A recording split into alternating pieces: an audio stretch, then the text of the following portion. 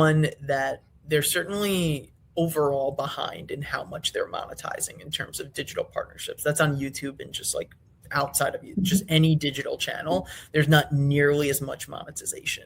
And to me, it's mind-boggling because especially if you're talking Premier League teams who have these insanely large engaged audiences that would dwarf a lot of the teams here in the US, they are not monetizing that. And there's so much tremendous value in what sponsors would get out of being part of that. There is almost an aversion to it. They're worried about the tradition of the game and if they're soiling that and like it feels icky to them.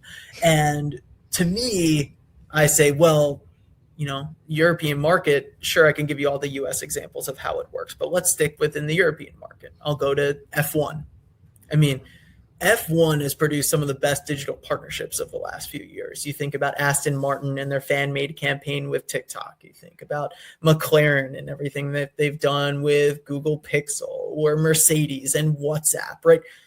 They're producing sponsored content all the time and their fans are into it. I'll get pushback. Hey, that's motorsport. Everybody's used to that. Okay, well, then I'll point to Liverpool and Manchester United, who are crushing it in the space. Liverpool, one of the best YouTube channels in sport.